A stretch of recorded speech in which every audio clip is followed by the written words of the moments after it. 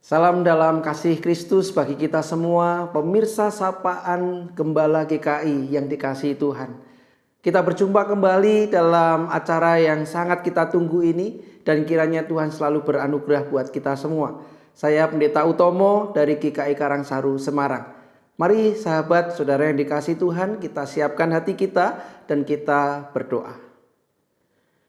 Bapa yang baik, terima kasih di pagi hari ini, di hari yang baru ini kami merasakan benar kasih setiamu. Dan kami percaya di tengah segala pergumulan yang ada, Tuhan tetap menjamin hidup kami, bahkan Tuhan yang memelihara kami semua. Berbicaralah ya Bapa, karena kami siap untuk mendengar. Di dalam nama Yesus kami berdoa. Amin. Sahabat-sahabat yang dikasihi Tuhan, tema kita hari ini adalah terjerat kekhawatiran. Kita akan membaca dari kitab Bilangan pasal 13 ayat 25 sampai 33. Kitab Bilangan pasal 13 ayat 25 sampai 33, demikian firman-Nya. Sesudah 40 hari mereka pulang dari pengintaian negeri itu. Mereka pergi menemui Musa, Harun dan segenap umat Israel di Kades, di padang gurun Paran. Mereka membawa kabar kepada keduanya dan kepada segenap umat serta memperlihatkan hasil negeri itu kepada mereka semua. Mereka menceritakan kepadanya, "Kami sudah masuk ke negeri kemana engkau mengutus kami. Memang negeri itu berlimpah-limpah susu dan madunya. Inilah hasilnya.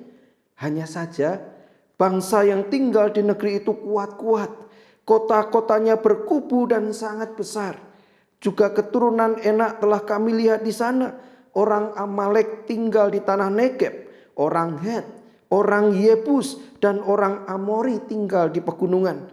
Orang Kanaan tinggal di sepanjang tepi laut dan di sepanjang tepi sungai Yordan."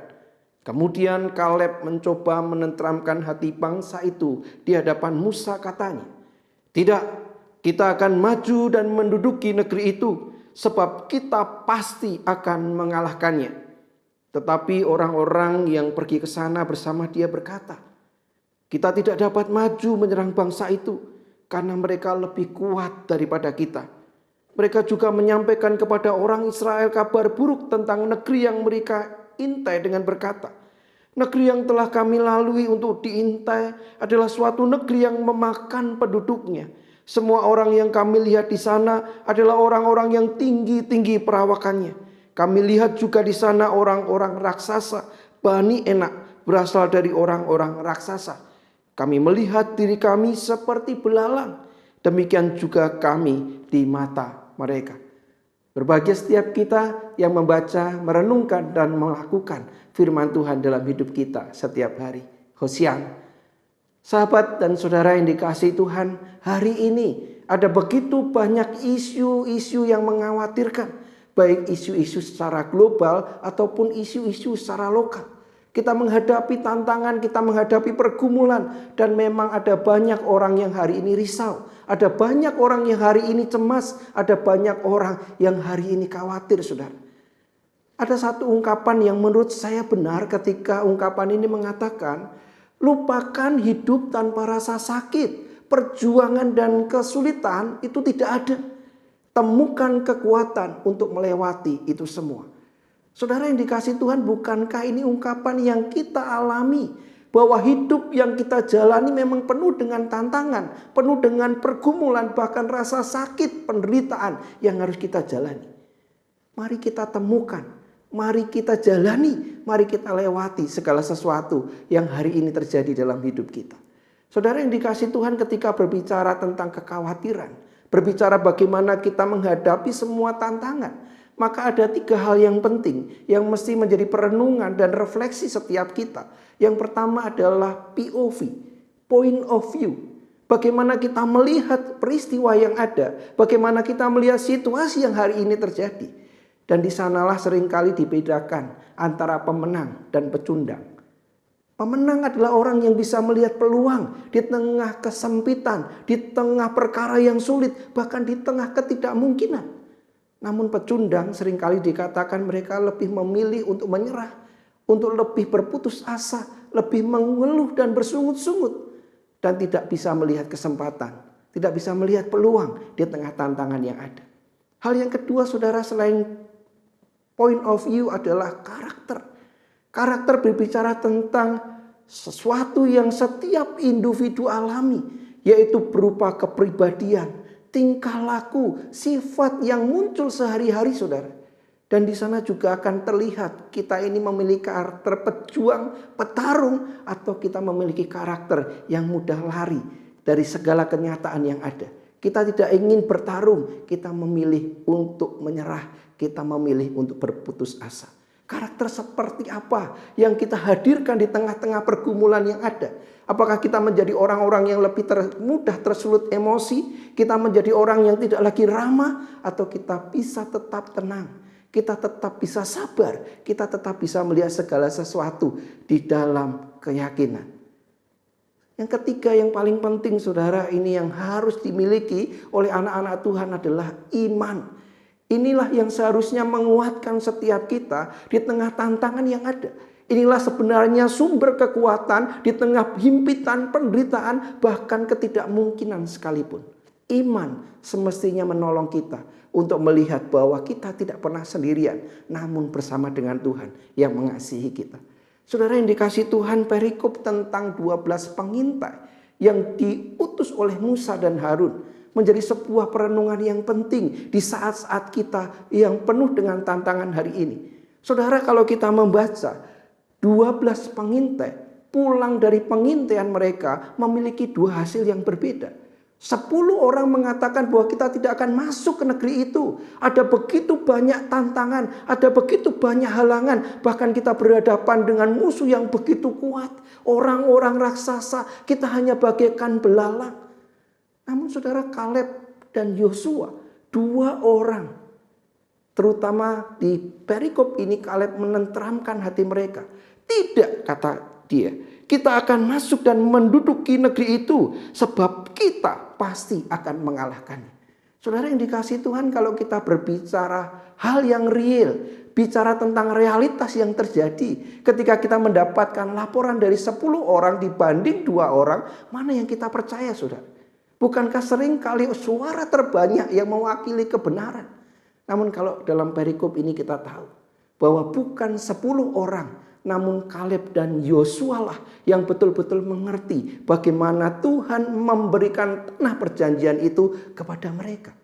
Saudara yang dikasihi Tuhan, di tengah himpitan, di tengah tantangan, di tengah persoalan yang ada, saudara, kiranya perikop tentang Kaleb dan Yosua yang mengimani akan tuntunan Tuhan, yang mengimani akan kasih anugerah Allah, bahkan mereka tahu bahwa itu adalah negeri yang akan diberikan mereka oleh Tuhan.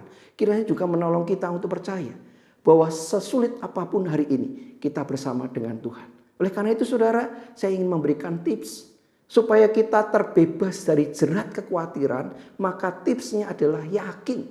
Apa itu yakin?